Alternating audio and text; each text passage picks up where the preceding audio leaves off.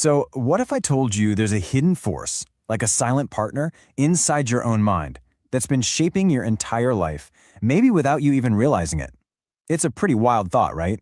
Well, that's the powerful idea at the heart of Joseph Murphy's 1963 classic, The Power of Your Subconscious Mind. It's a book that basically says, hey, we're going to give you the key to this incredible inner force.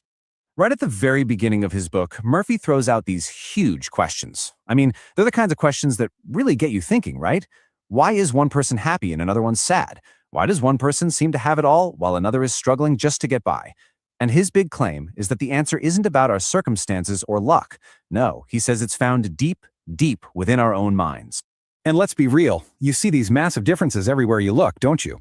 One person is a huge success, another is an abject failure. One person is full of confidence, and another is just crippled by fear and anxiety. You see luxurious homes and meager existences, incredible health and sickness, happy marriages and frustrated ones. Now here's Murphy's radical idea. None of this is by accident. He believed all these outcomes are the direct result of a powerful internal mechanism that's always at work. Okay, so what is this powerful mechanism he's talking about? Well, Murphy's central argument is actually pretty simple, but it changes everything. He says you don't have one mind, you have two. You've got the conscious mind, the one you're aware of right now, and then there's the subconscious mind, working away just beneath the surface.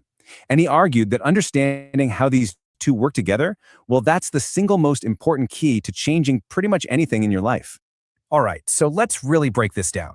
Your conscious mind, that's your waking mind, right? It's the part that reasons things out, analyzes stuff, makes choices. It's kind of like your guide or your director.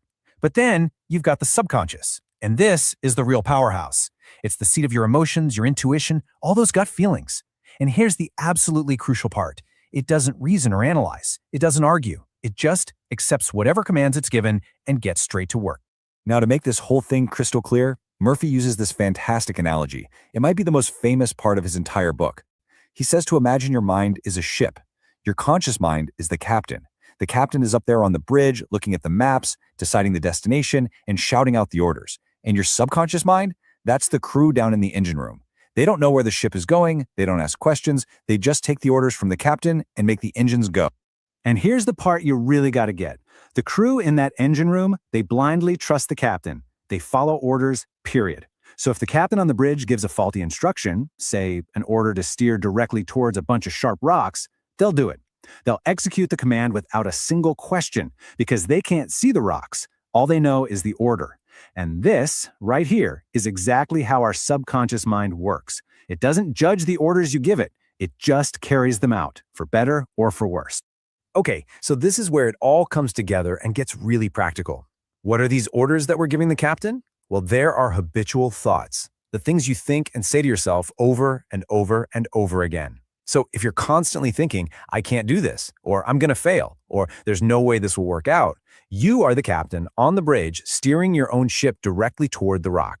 All right, let me share a quick story from the book that shows this whole thing in action.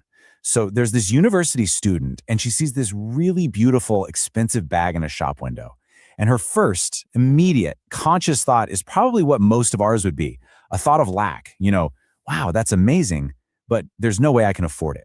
But then she remembers what she's learned about how her mind works. And instead of letting that negative thought, I can't afford it, finish, she stops it in its tracks. She reverses it.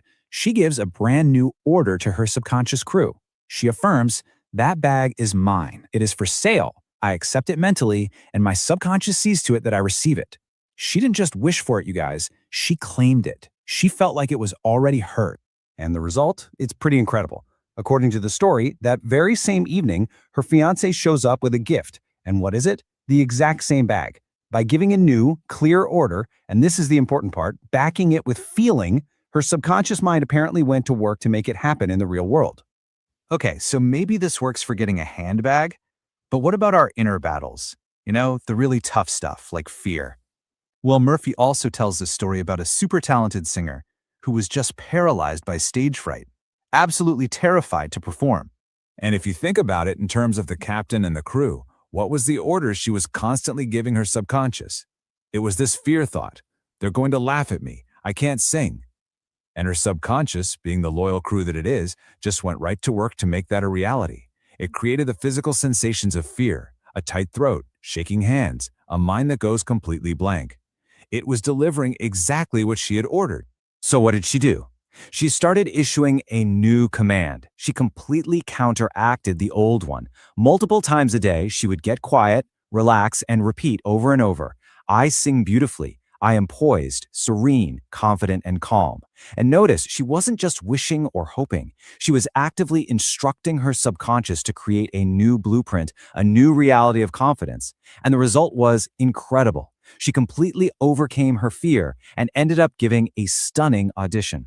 So how can you actually put this to work in your own life? Well, Murphy boils it down to a simple 3-step technique. Step 1, get into a relaxed, kind of drowsy state, like right before you fall asleep. This helps quiet down that noisy, analytical, conscious mind. Step 2, repeat a simple affirmation, a short phrase that captures what you want. But step 3, this is the real game changer. You have to feel the reality of it. You have to feel it in your gut as if it has already happened. That feeling, he says, is the language the subconscious understands. It's what presses the go button. At the end of the day, the message of this book is just incredibly empowering.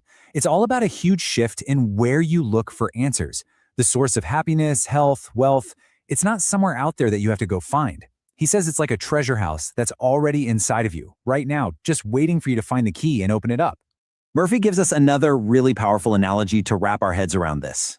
If your conscious mind is the captain, well, it's also a gardener. And every single thought you think is a seed. And your subconscious mind, that's the garden. It's a rich, fertile soil that will grow absolutely anything you plant in it. It doesn't care if you plant a seed for a beautiful rose or a seed for a toxic weed. It'll just grow whatever you give it. And so that really leaves us with one big, final question to think about. Your mind really is like a garden. So, what are you planting today, right now? Because it's not about the weeds that were planted yesterday.